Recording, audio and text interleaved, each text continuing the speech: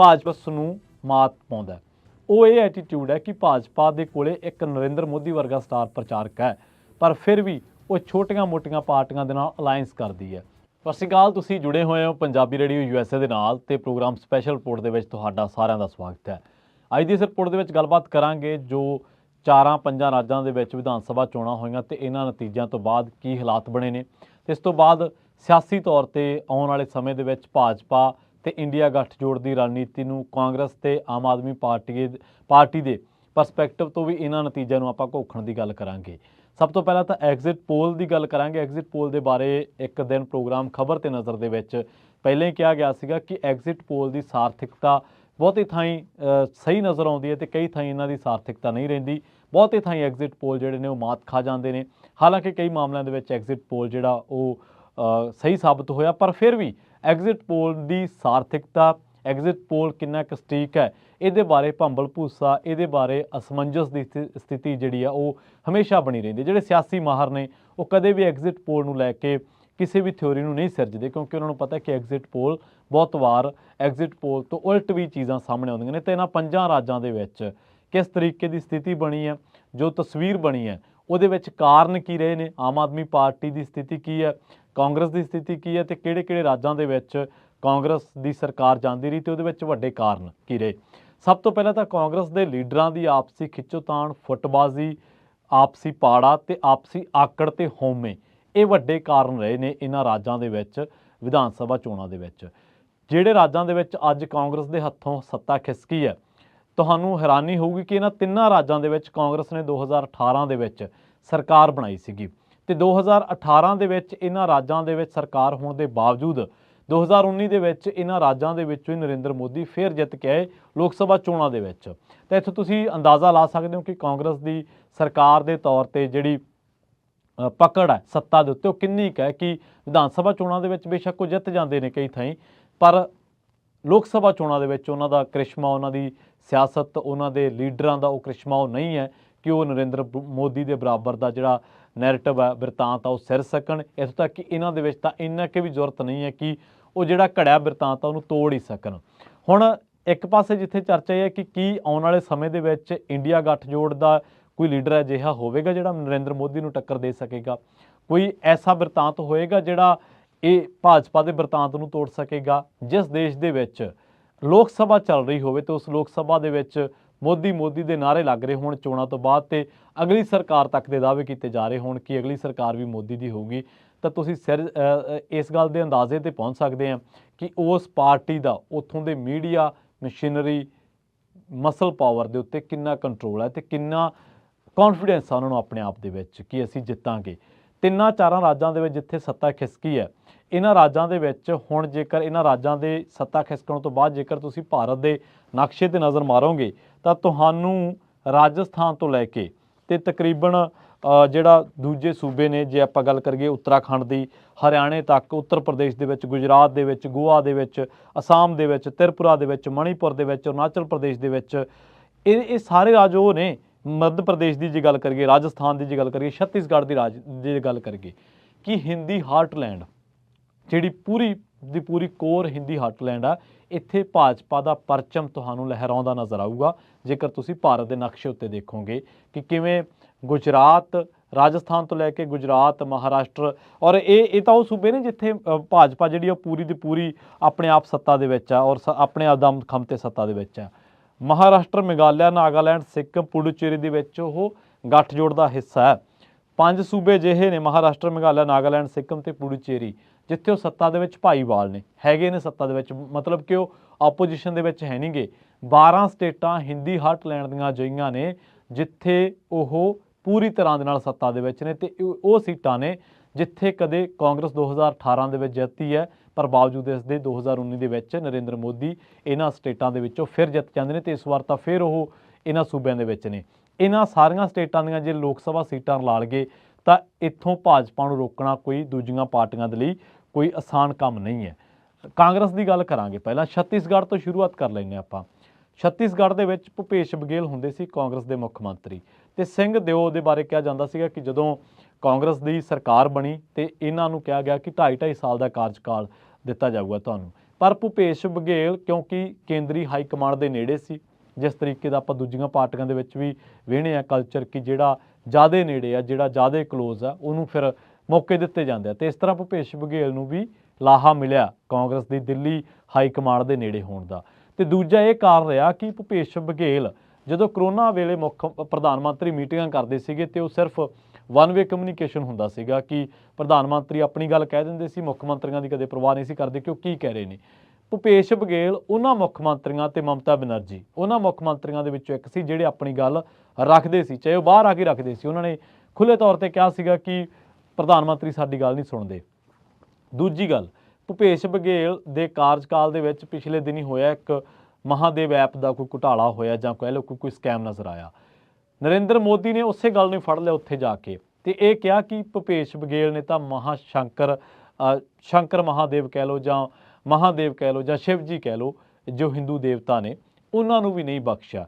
ਇਹ ਗੱਲ ਲੋਕਾਂ ਦੇ ਮਨਾਂ ਤੇ ਇੰਨੀ ਅਸਰ ਕਰ ਗਈ ਕਿ ਲੋਕਾਂ ਨੇ ਭੁਪੇਸ਼ ਬਘੇਲ ਨੂੰ ਸੱਤਾ ਦੇ ਵਿੱਚੋਂ ਬਾਹਰ ਦਾ ਰਸਤਾ ਦਿਖਾ ਦਿੱਤਾ। ਭੁਪੇਸ਼ ਬਘੇਲ ਸੱਤਾ ਦੇ ਵਿੱਚ ਨਹੀਂ ਬਲਕਿ ਹੁਣ ਆਪੋਜੀਸ਼ਨ ਦੇ ਵਿੱਚ ਨੇ। ਕਾਂਗਰਸ ਪਾਰਟੀ ਉੱਥੇ ਆਪੋਜੀਸ਼ਨ ਦੇ ਵਿੱਚ ਹੈ। ਇੱਕ ਸਮੇਂ ਅਜਿਹਾ ਮੰਨਿਆ ਜਾ ਰਿਹਾ ਸੀਗਾ ਕਿ ਛੱਤੀਸਗੜ੍ਹ ਦੇ ਵਿੱਚ ਕਾਂਗਰਸ ਨੂੰ ਕੋਈ ਹਿਲਾ ਨਹੀਂ ਸਕਦਾ, ਪਰ ਕਾਂਗਰਸ ਪ੍ਰਚਾਰ ਦੇ ਮਾਮਲੇ ਦੇ ਵਿੱਚ ਸੁਸਤ, ਉਸ ਦਾ ਓਵਰ ਕੌਨਫੀਡੈਂਸ ਉਸ ਨੂੰ ਛੱਤੀਸਗੜ੍ਹ ਦੇ ਵਿੱਚ ਸੱਤਾ ਤੋਂ ਬਾਹਰ ਕਰ ਗਿਆ। ਹੁਣ ਅੱਜ ਗਏ ਆਪਾਂ ਰਾਜਸਥਾਨ ਦੇ ਵਿੱਚ। ਰਾਜਸਥਾਨ ਦੇ ਵਿੱਚ ਵੈਲਫੇਅਰਿੰਗ ਸਕੀਮਾਂ ਚਲਾਉਣ ਦੇ ਮਾਮਲੇ ਦੇ ਵਿੱਚ ਅਸ਼ੋਕ ਗਹਿਲੋਤ ਦਾ ਕੋਈ ਸਾਨੀ ਨਹੀਂ ਸੀ। ਇਹ ਕਿਹਾ ਜਾਂਦਾ ਸੀਗਾ ਕਿ ਅਸ਼ੋਕ ਗਹਿਲੋਤ ਨੇ ਰਾਜਸਥਾਨ ਦੇ ਵਿੱਚ ਜਿਹੜੇ ਵੈਲਫੇਅਰ ਦੀਆਂ ਸਕੀਮਾਂ ਨੇ, ਚਾਹੇ ਉਹ ਪੈਨਸ਼ਨ ਸਕੀਮਾਂ ਹੋਣ, ਚਾਹੇ ਉਹ ਹੋਰ ਸਕੀਮਾਂ ਹੋਣ, ਉਹ ਚੰਗੀਆਂ ਚਲਾਈਆਂ। ਪਰ ਫਿਰ ਤੁਸੀਂ ਸੋਚੋਗੇ ਕਿ ਰਾਜਸਥਾਨ ਦੇ ਵਿੱਚ ਪਾਰਟੀ ਕਿਵੇਂ ਡਿੱਗੀ। ਇਹਦੇ ਕਈ ਕਾਰਨ ਨੇ ਰਾਜਸਥਾਨ ਦੇ ਵਿੱਚ ਕਾਂਗਰਸ ਦੀ ਹਾਰ ਦੇ ਤੇ ਵਾਪਸੀ ਦੇ। ਇੱਕ ਤਾਂ 1993 ਤੋਂ ਬਾਅਦ ਉੱਥੇ ਕੋਈ ਵੀ ਪਾਰਟੀ ਰਿਪੀਟ ਨਹੀਂ ਕਰ ਸਕੀ। ਦੂਜਾ ਇਹ ਸੀਗਾ ਕਿ ਰਾਜਸਥਾਨ ਦੇ ਬਾਰੇ ਕਿਹਾ ਜਾਂਦਾ ਕਿ ਉੱਥੇ ਕਾਂਗਰਸ ਦੀ ਫੁੱਟ ਹੀ ਕਾਂਗਰਸ ਨੂੰ ਲੈ ਕੇ ਬਹਿ ਗਈ, ਸਚਿਨ ਪਾਇਲਟ ਤੇ ਅਸ਼ੋਕ ਗਹਿਲੋਤ।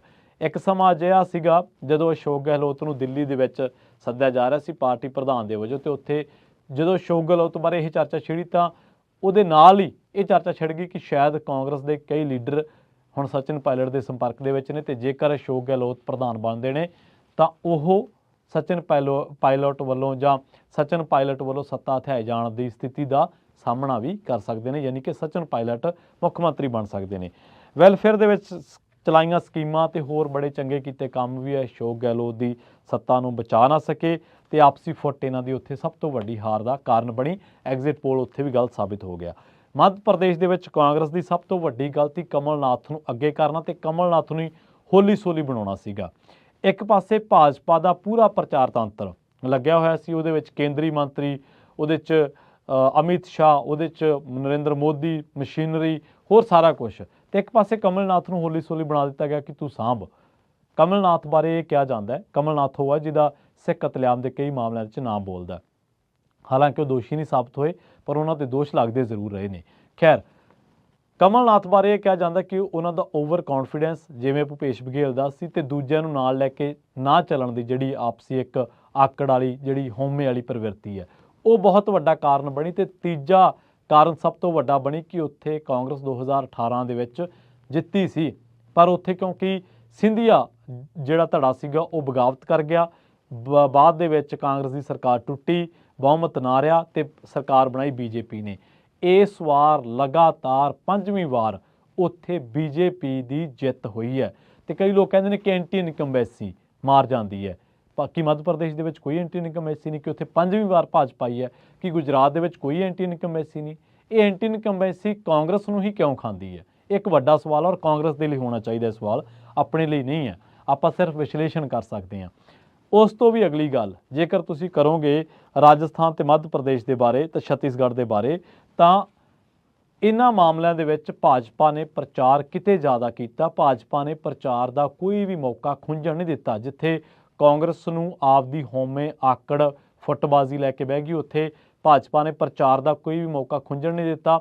ਚਾਹੇ ਉਹ ਪ੍ਰਚਾਰ ਦੇ ਮਾਮਲੇ ਦੇ ਵਿੱਚ ਮਜ਼ਦੂਰ ਸੁਰੰਗ ਦੇ ਵਿੱਚੋਂ ਬਾਹਰ ਆਏ ਹੋਣ ਤੇ ਚਾਹੇ ਉਹ ਚੰਦਰਯਾਨ ਮਿਸ਼ਨ ਹੋਵੇ, ਭਾਜਪਾ ਨੇ ਇਹਨਾਂ ਨੂੰ ਰਿਲੀਜੀਅਸ ਸੈਂਟੀਮੈਂਟਸ ਦੇ ਨਾਲ ਜੋੜ ਕੇ ਪੇਸ਼ ਕੀਤਾ ਤੇ ਇਹਨਾਂ ਰਾਜਾਂ ਦੇ ਵਿੱਚ ਕਾਂਗਰਸ ਇਸ ਚੀਜ਼ ਦਾ ਸਾਹਮਣਾ ਨਹੀਂ ਕਰ ਸਕੀ। ਹਾਲਾਂਕਿ ਤੇਲੰਗਾਨਾ ਦੇ ਮਾਮਲੇ 'ਚ ਭਾਜਪਾ ਕਰਨਾਟਕ ਦੇ ਵਿੱਚ ਵੀ ਨਹੀਂ ਜਿੱਤ ਹਾਸਲ ਕਰ ਸਕੀ ਤੇ तेलंगाना ਦੇ ਵਿੱਚ ਵੀ ਜਿੱਤ ਹਾਸਲ ਨਹੀਂ ਕਰ ਸਕੀ। ਇਸ ਵੇਲੇ ਕਾਂਗਰਸ ਦੇ ਕੋਲੇ ਸਿਰਫ 3 ਸੂਬੇ ਨੇ, ਹਿਮਾਚਲ ਪ੍ਰਦੇਸ਼, तेलंगाना ਤੇ ਕਰਨਾਟਕ। ਇੱਥੇ ਕਾਂਗਰਸ ਦੀ ਸਰਕਾਰ ਹੈ। ਇਸ ਤੋਂ ਇਲਾਵਾ ਜੇ ਗੱਲ ਕਰੀਏ ਤਾਂ ਉਹ ਬਿਹਾਰ ਦੇ ਵਿੱਚ ਤੇ ਇੱਕ ਸੂਬਾ ਹੋਰ ਹੈ, ਉੱਥੇ ਉਹ ਇਸ ਵੇਲੇ ਜਿਹੜਾ ਉਹ ਗੱਠਜੋੜ ਦੇ ਵਿੱਚ ਆਪਾਂ ਕਹਿ ਸਕਦੇ ਹਾਂ ਕਿ ਗੱਠਜੋੜ ਦੇ ਵਿੱਚ ਹੈ। ਜਿਵੇਂ ਕਿ ਆਪਾਂ ਭਾਜਪਾ ਦੇ ਬਾਰੇ ਕਿਹਾ ਜਾਂਦਾ ਸੀਗਾ ਕਿ ਭਾਜਪਾ ਦਾ ਇਸ ਵੇਲੇ ਗੱਠਜੋੜ ਜਿਹੜਾ ਉਹ 5 ਰਾਜਾਂ ਦੇ ਵਿੱਚ 12 ਰਾਜਾਂ ਦੇ ਵਿੱਚੋਂ ਆਪਣੇ ਦਮ ਤੇ ਹੈ। ਪਰ ਜਿਹੜੀ ਕਾਂਗਰਸ ਆ ਉਹ ਝਾਰਖੰਡ ਦੇ ਵਿੱਚ ਇਸ ਵੇਲੇ ਜਿਹੜੀ ਆ ਉਹ ਸੱਤਾਧਾਰੀ ਗੱਠਜੋੜ ਦੇ ਵਿੱਚ ਹੈ। ਇਸ ਤੋਂ ਇਲਾਵਾ ਹਿਮਾਚਲ ਪ੍ਰਦੇਸ਼ ਤੇ ਕਾਂਗਰਸ ਕਰਨਾਟਕ ਦੇ ਵਿੱਚ ਉਹਨੇ ਸੱਤਾ ਜਿੱਤੀ ਹੈ ਤੇ तेलंगाना ਦੇ ਵਿੱਚ ਹੁਣ 3 ਸੂਬੇ ਉਹਦੇ ਹੱਥੋਂ ਖਿਸਕ ਚੁੱਕੇ ਨੇ ਪੂਰੀ ਤਰ੍ਹਾਂ। 5 ਸਾਲ ਕੋਈ ਇਮਕਾਨ ਨਹੀਂ ਬਣਦਾ ਕਿ ਕਾਂਗਰਸ ਦੀ ਜਿਹੜੀ ਆ ਉਹ ਉੱਥੇ ਜਾ ਪੈਰ ਵੀ ਲੱਗਣਗੇ। ਹੁਣ ਅਗਲੀ ਗੱਲ ਕਰੀਏ ਆਪਾਂ ਕਿ ਕਾਂਗਰਸ ਦੀ ਹੋਰ ਹਾਰੀ ਕਿਵੇਂ ਵੱਡੀ ਹਾਰ। ਜਿਹੜੇ ਸਿਆਸੀ ਮਾਹਰ ਨੇ ਉਹ ਕਹਿੰਦੇ ਨੇ ਕਿ ਕਾਂਗਰਸ ਭਾਜਪਾ ਦੀ ਪਿੱਚ ਤੇ ਖੇਡ ਰਹੀ ਹੈ, ਮਤਲਬ ਹਿੰਦੂਤਵ ਦੀ ਰਾਜਨੀਤੀ ਭਾਜਪਾ ਕਰ ਰਹੀ ਹੈ ਤੇ ਹਿੰਦੂਤਵ ਦੀ ਰਾਜਨੀਤੀ ਜਿਹੜੀ ਆ ਉਹ ਕਾਂਗਰਸ ਕਰਨਾ ਚਾਹੁੰਦੀ ਹੈ। ਮਸਲਨ ਰਾਹੁਲ ਗਾਂਧੀ ਦਾ ਮੰਦਰਾਂ ਦੇ ਵਿੱਚ ਜਾਣਾ, ਜਨੇਊ ਪਾਉਣ ਦੀ ਗੱਲ ਕਰਨਾ ਜਾਂ ਹੋਰ ਗੱਲ ਕਰਨਾ। ਪਰ ਜਿਹੜੇ ਸਿਆਸੀ ਮਾਹਰ ਨੇ ਉਹ ਕਹਿੰਦੇ ਨੇ ਕਿ ਭਾਜਪਾ ਦਾ ਇਸ ਮਾਮਲੇ 'ਚ ਕੋਈ ਤੋੜ ਨਹੀਂ ਹੈ। RSS ਦੀ ਇੰਨੀ ਕੁ ਪਹੁੰਚ ਹੈ, RSS ਦਾ ਕਾਡਰ ਇੰਨਾ ਕੁ ਮਜ਼ਬੂਤ ਹੈ, ਇੰਨਾ ਕੁ ਭਾਜਪਾ ਲਈ ਕੰਮ ਕਰਦਾ ਕਿ ਕਾਂਗਰਸ ਕੋਲੇ ਉਹ ਹਿੰਦੂਤਵਾ ਦਾ ਕੋਈ ਤੋੜ ਨਹੀਂ ਹੈ। ਹਿੰਦੂਤਵ ਤੇ ਹਿੰਦੂਤਵਾ ਦੋ ਅਲੱਗ-ਅਲੱਗ ਚੀਜ਼ਾਂ ਨੇ ਜੇਕਰ ਇਹਨਾਂ ਨੂੰ ਡਿਫਾਈਨ ਕਰਨ ਦੇ ਤੌਰ ਤੇ ਆਪਾਂ ਦੇਖਿਆ ਜਾਵੇ ਤਾਂ। ਅਗਲੀ ਜਿਹੜੀ ਗੱਲ ਹੈ ਉਹ ਇਹ ਹੈ ਕਿ ਭਾਜਪਾ ਨੂੰ ਰਿਲੀਜੀਅਸ ਸੈਂਟੀਮੈਂਟ, ਧਾਰਮਿਕ ਜਿਹੜੇ ਜਜ਼ਬਾਤ ਨੇ ਉਹ ਬੜੇ ਰਾਸ ਆਉਂਦੇ ਨੇ। ਰਮੇਸ਼ ਬਿਦੂੜੀ ਜਿਹੜੇ ਕਿ ਦਾਨਿਸ਼ ਅਲੀ ਨੂੰ ਗਾਲਾਂ ਕੱਢਦੇ ਨੇ ਸੰਸਦ ਦੇ ਵਿੱਚ ਖੜ ਕੇ, ਤੇ ਦਾਨਿਸ਼ ਅਲੀ ਨੂੰ ਗਾਲਾਂ ਕੱਢਣ ਦੇ ਮਾਮਲੇ ਦੇ ਵਿੱਚ ਵੀ ਬਿਦੂੜੀ ਨੂੰ ਰਾਜਸਥਾਨ ਦੇ ਇੱਕ ਹਿੱਸੇ ਦਾ ਪ੍ਰਚਾਰਕ ਲਾਇਆ ਜਾਂਦਾ, ਇੱਕ ਹਿੱਸੇ ਦੀ ਜ਼ਿੰਮੇਵਾਰੀ ਦਿੱਤੀ ਜਾਂਦੀ ਹੈ। ਇੱਥੇ ਤੁਸੀਂ ਅੰਦਾਜ਼ਾ ਲਾ ਸਕਦੇ ਹੋ ਕਿ ਜਿਹੜੇ ਆਮ ਲੋਕ ਨੇ ਉਹਨਾਂ ਤੇ ਨੈਰੇਟਿਵ ਕਿੰਨਾ ਉਹਨਾਂ ਤੇ ਥੋਪਿਆ ਜਾਂਦਾ, ਜਾਂ ਕਹਿ ਲਓ ਕਿ ਕਿੰਨਾ ਉਹ ਐਕਸੈਪਟ ਕਰਦੇ ਨੇ ਇਹਨਾਂ ਚੀਜ਼ਾਂ ਨੂੰ। ਇਸ ਤੋਂ ਵੀ ਅਗਲੀ ਗੱਲ ਕਿ ਪ੍ਰਧਾਨ ਮੰਤਰੀ ਨੇ ਇੱਕ ਮਾਸਟਰ ਸਟ੍ਰੋਕ ਖੇਡਿਆ ਸੀਗਾ ਕਿ 80 ਕਰੋੜ ਲੋਕਾਂ ਨੂੰ ਜਿਹੜਾ ਅਸੀਂ ਫੀਡ ਕਰਦੇ ਹਾਂ, ਭੋਜਨ ਦਿੰਦੇ ਹਾਂ, 5 ਕਿਲੋ ਅਨਾਜ ਮਿਲਦਾ ਹਰ ਮਹੀਨੇ, ਉਹ ਅਗਲੇ 5 ਸਾਲਾਂ ਲਈ ਚਾਲੂ ਰਹੂਗਾ। ਇਹਨੇ ਮੱਧ ਪ੍ਰਦੇਸ਼ ਦੇ ਵਿੱਚ, ਇਹਨੇ ਛੱਤੀਸਗੜ੍ਹ ਦੇ ਵਿੱਚ, ਇਹਨੇ ਰਾਜਸਥਾਨ ਦੇ ਵਿੱਚ ਲੋਕਾਂ ਦੇ ਮਨਾਂ ਉੱਤੇ ਅਜਿਹਾ ਅਸਰ ਕੀਤਾ ਕਿ ਉਸ ਦਾ ਤੋੜ ਦੂਜੀਆਂ ਪਾਰਟੀਆਂ ਤੋਂ ਤਿਆਰ ਹੀ ਨਹੀਂ ਹੋਇਆ। ਦੂਜੀਆਂ ਪਾਰਟੀਆਂ ਉਸ ਹਨੇਰੀ ਦੇ ਵਿੱਚ ਹੀ ਝੁੱਲ ਗਏ। ਹੁਣ ਰਹੀ ਗੱਲ ਆਮ ਆਦਮੀ ਪਾਰਟੀ ਦੀ। ਆਮ ਆਦਮੀ ਪਾਰਟੀ ਦਾ ਇਹਨਾਂ 3 ਰਾਜਾਂ ਦੇ ਵਿੱਚ ਬੜਾ ਮਾੜਾ ਜਿਹੜਾ ਪ੍ਰਦਰਸ਼ਨ ਰਿਹਾ। ਉਹਨਾਂ ਨੂੰ ਮੱਧ ਪ੍ਰਦੇਸ਼ ਦੇ ਵਿੱਚ ਸਿਰਫ 0.51% ਵੋਟਾਂ ਪਈਆਂ ਨੇ, ਜਦਕਿ ਨੋਟਾ ਉਸ ਤੋਂ ਵੱਧ ਲੈ ਗਿਆ 0.98। ਛੱਤੀਸਗੜ੍ਹ ਦੇ ਵਿੱਚ ਇਹਨਾਂ ਨੂੰ 0.93 0.93% ਵੋਟਾਂ ਪਈਆਂ ਨੇ ਤੇ ਨੋਟਾ ਨੂੰ 1.26%। ਰਾਜਸਥਾਨ ਦੇ ਵਿੱਚ ਆਪ ਨੂੰ 0.38%, 38% ਕਹਿ ਸਕਦੇ ਹਾਂ, ਤੇ ਨੋਟਾ ਨੂੰ 0.96%, 96% ਵੋਟਾਂ ਪਈਆਂ ਨੇ। ਸੋ ਆਮ ਆਦਮੀ ਪਾਰਟੀ ਦਾ ਇਹਨਾਂ ਰਾਜਾਂ ਦੇ ਵਿੱਚ ਕੋਈ ਕਾਡਰ ਨਹੀਂ ਸੀਗਾ। ਭਗਵੰਤ ਮਾਨ, ਕੇਜਰੀਵਾਲ ਨੇ ਟਿੱਲ ਲਾਇਆ, ਰੈਲੀਆਂ ਕੀਤੀਆਂ, ਮੰਤਰੀਆਂ ਨੇ ਵੀ ਪ੍ਰਚਾਰ ਦੀ ਕਮਾਂਡ ਸਾਂਭੀ, ਪਰ ਲੋਕ ਇਹਨਾਂ ਦੇ ਹੱਥ ਨਹੀਂ ਆਏ। ਹੁਣ ਅਗਲੀ ਗੱਲ ਕਰੀਏ ਆਪਾਂ ਇੰਡੀਆ ਗੱਠਜੋੜ ਦੀ ਕਿ ਇੰਡੀਆ ਗੱਠਜੋੜ ਦੇ ਵਿੱਚ ਜਿਹੜੀ ਭਾਜਪਾ ਜਾਂ ਜਿਹੜੀ ਕਾਂਗਰਸ ਪਾਰਟੀ ਹੈ ਕਿ ਇੰਡੀਆ ਗੱਠਜੋੜ ਦੇ ਵਿੱਚ ਆਉਣ ਵਾਲੇ ਸਮੇਂ ਦੇ ਵਿੱਚ ਟਿਕ ਜੂਗੀ। ਜੇਕਰ ਆਪਾਂ ਮਮਤਾ ਬੈਨਰਜੀ ਦੇ ਬਿਆਨਾਂ ਨੂੰ ਦੇਖੀਏ ਜਾਂ ਆਪਾਂ ਕਾਂਗਰਸ ਦੀ ਸਾਰੀ ਜੋ ਕਾਰਕਰਦਗੀ ਹੈ ਇਸ ਵੇਲੇ ਦੀ ਉਹਨੂੰ ਦੇਖੀਏ ਤਾਂ ਲੱਗਦਾ ਹੈ ਕਿ ਆਉਣ ਵਾਲੇ ਸਮੇਂ ਦੇ ਵਿੱਚ ਇੰਡੀਆ ਗੱਠਜੋੜ ਆ ਜਿਹੜਾ ਉੱਥੇ ਕਾਂਗਰਸ ਦੀ ਉਹ ਭੂਮਿਕਾ ਨਹੀਂ ਰਹਿਣੀ ਜਿਹੜੀ ਪਿਛਲੀ ਵਾਰੀ ਸੀਗੀ ਜਾਂ ਪਿਛਲੇ ਦਿਨਾਂ ਦੇ ਵਿੱਚ ਸੀ। ਭਾਜਪਾ ਦਾ ਇੱਕ ਹੋਰ ਐਟੀਟਿਊਡ ਕਾਂਗਰਸ ਨੂੰ ਮਾਤ ਪਾਉਂਦਾ, ਉਹ ਇਹ ਐਟੀਟਿਊਡ ਹੈ ਕਿ ਭਾਜਪਾ ਦੇ ਕੋਲੇ ਇੱਕ ਨਰਿੰਦਰ ਮੋਦੀ ਵਰਗਾ ਸਟਾਰ ਪ੍ਰਚਾਰਕ ਹੈ, ਪਰ ਫਿਰ ਵੀ ਉਹ ਛੋਟੀਆਂ ਮੋਟੀਆਂ ਪਾਰਟੀਆਂ ਦੇ ਨਾਲ ਅਲਾਇੰਸ ਕਰਦੀ ਹੈ। ਇੱਥੋਂ ਤੱਕ ਕਿ ਜਿਹੜੀ ਇੱਕ ਵੀ ਵਿਧਾਨ ਸਭਾ ਸੀਟ ਜਿੱਤੀ ਹੋਵੇ ਪਾਰਟੀ, ਉਹਦੇ ਨਾਲ ਵੀ ਉਹ ਅਲਾਇੰਸ ਕਰਦੀ ਹੈ। ਉਹਨੇ ਪਿਛਲੇ ਦਿਨਾਂ ਦੇ ਵਿੱਚ 34 ਪਾਰਟੀਆਂ ਅਜਿਹੀਆਂ ਜਾਂ 30 ਤੋਂ ਵੱਧ, ਜਾਂ ਕਹਿ ਸਕਦੇ ਹਾਂ ਕਿ 2.5 ਦਰਜਨ ਤੋਂ ਵੱਧ ਪਾਰਟੀਆਂ ਅਜਿਹੀਆਂ ਰਲਾਈਆਂ ਜਿਨ੍ਹਾਂ ਕੋਲੇ ਥੋੜ੍ਹਾ ਮੋਟਾ ਸਮਰਥਨ ਸੀਗਾ। ਇਹਨਾਂ ਹਿੰਦੀ ਬੈਲਟ ਦੇ ਵਿੱਚ, ਕਾਓ ਬੈਲਟ ਦੇ ਵਿੱਚ ਕਈ ਪ੍ਰਭਾਵੀ ਪਾਰਟੀਆਂ ਨੇ ਜਿਹੜੀਆਂ ਬੇਸ਼ੱਕ ਕੌਮੀ ਤਾਂ ਨਹੀਂ ਹੈਗੀਆਂ, ਪਰ ਉਹ ਕੁਛ ਆਧਾਰ ਰੱਖਦੀਆਂ ਨੇ, ਕੁਛ ਜਨ ਆਧਾਰ। ਇਹਦੇ ਉਲਟ ਕਾਂਗਰਸ ਆਪਣੇ ਇੰਡੀਆ ਗੱਠਜੋੜ ਦੇ ਵੀ ਸਾਰੇ ਸਾਥੀਆਂ ਨੂੰ ਨਾਲ ਨਹੀਂ ਲਿਜਾ ਸਕੀ। ਜੇਕਰ ਫੀਸਦੀ ਵਾਈਜ਼ ਆਪਾਂ ਦੇਖੀਏ ਤਾਂ ਕਾਂਗਰਸ ਪਿਛਲੀ ਵਾਰ ਨਾਲੋਂ ਮਿਲੇ ਸਮਰਥਨ ਦੇ ਨਾਲੋਂ ਬੇਸ਼ੱਕ ਨੇੜੇ ਹੈ, ਪਰ ਸੱਤਾ ਦੇ ਮਾਮਲੇ ਦੇ ਵਿੱਚ ਉਹ ਨੇੜੇ ਤੇੜੇ ਨਹੀਂ ਹੈ। ਸੱਤਾ ਹੁਣ ਫਿਰ ਭਾਜਪਾ ਨੂੰ ਹੀ ਹਾਸਲ ਹੋਈ ਹੈ। ਤੇ ਜਿਹੜੀ ਅਗਲੀ ਆਪਾਂ ਗੱਲ ਕਰਦੇ ਹਾਂ ਉਹ ਇਹ ਹੈ ਕਿ ਅਸਲ ਦੇ ਵਿੱਚ ਇਹਨਾਂ ਰਾਜਾਂ ਦੇ ਵਿੱਚ ਕਾਂਗਰਸ ਨੂੰ ਸੁਸਤੀ ਵੀ ਮਾਰ ਗਈ। ਛੱਤੀਸਗੜ੍ਹ ਤੇ ਮੱਧ ਪ੍ਰਦੇਸ਼ ਦੇ ਵਿੱਚ ਉਹ ਭਾਜਪਾ ਦੇ ਪ੍ਰਚਾਰ ਤੰਤਰ ਮੂਹਰੇ ਇੱਕ ਤਰੀਕੇ ਨਾਲ ਗੋਡੇ ਟੇਕਦੀ ਨਜ਼ਰ ਆਉਂਦੀ ਹੈ। ਇੱਕ ਤਰੀਕੇ ਨਾਲ ਇਹ ਲੱਗਦਾ ਕਿ ਉਹ ਸ਼ਾਇਦ ਇਸ ਪ੍ਰਚਾਰ ਦੇ ਵਿੱਚ ਟਿਕ ਨਹੀਂ ਸਕੂਗੀ। ਸੋ ਆਉਣ ਵਾਲੇ ਸਮੇਂ ਦੇ ਵਿੱਚ ਤੇ ਜਿਹੜੀ ਇਸ ਰਿਪੋਰਟ ਦੀ ਸ਼ੁਰੂਆਤ ਦੇ ਵਿੱਚ ਆਪਾਂ ਗੱਲ ਕੀਤੀ ਸੀ ਕਿ ਮੋਦੀ ਨੇ ਆਪਣੇ ਆਪ ਨੂੰ ਹੀ ਐਲਾਨ ਦਿੱਤਾ ਅਗਲਾ ਪ੍ਰਧਾਨ ਮੰਤਰੀ, ਉਹ ਇਸ ਕਰਕੇ ਕਿ ਉਹ ਕਹਿੰਦੇ ਨੇ ਕਿ ਇਹ ਜਿਹੜਾ ਸੈਮੀਫਾਈਨਲ ਹੋਇਆ, ਇਹ ਸੈਮੀਫਾਈਨਲ ਜਿਹੜਾ ਹੋਇਆ, ਇਸ ਸੈਮੀਫਾਈਨਲ ਤੋਂ ਬਾਅਦ ਹੁਣ ਹੈਟ੍ਰਿਕ ਦੀ ਜਿਹੜੀ ਤਿਆਰੀ ਆ ਉਹ ਹੋ ਚੁੱਕੀ ਹੈ ਤੇ ਲੋਕਾਂ ਨੇ ਆਪਣਾ ਮਨ ਬਣਾ ਲਿਆ। ਯਾਨੀ ਕਿ ਉਹ 2024 ਦੀ ਜਿਹੜੀ ਗੱਲ ਆ ਉਹ ਤੀਜੀ ਟਰਮ ਦੀ ਗੱਲ ਕਹਿ ਰਹੇ ਨੇ ਤੇ ਸਵਾਲ ਪੈਦਾ ਇਹ ਹੋ ਗਿਆ ਕਿ ਕੀ ਨਰਿੰਦਰ ਮੋਦੀ ਨੇ ਆਪਣੇ ਆਪ ਨੂੰ ਹੀ ਅਗਲਾ ਪ੍ਰਧਾਨ ਮੰਤਰੀ ਐਲਾਨ ਦਿੱਤਾ। ਬਹੁਤ ਸਾਰੇ ਸਵਾਲ ਇੱਥੇ ਤੁਹਾਡੇ ਲਈ ਛੱਡ ਕੇ ਜਾਂਦੇ ਆ। ਕੀ ਤੁਹਾਨੂੰ ਲੱਗਦਾ ਕਿ 2024 ਦੇ ਵਿੱਚ ਕਾਓ ਬੈਲਟ ਹਿੰਦੀ ਹਾਰਟਲੈਂਡ ਦੇ ਵਿੱਚ ਇੰਨੀ ਮਜ਼ਬੂਤੀ ਫੜ ਜਾਣ ਦੇ ਬਾਵਜੂਦ ਇੰਡੀਆ ਗੱਠਜੋੜ ਮੋਦੀ ਦਾ ਸਾਹਮਣਾ ਕਰ ਸਕੇਗਾ?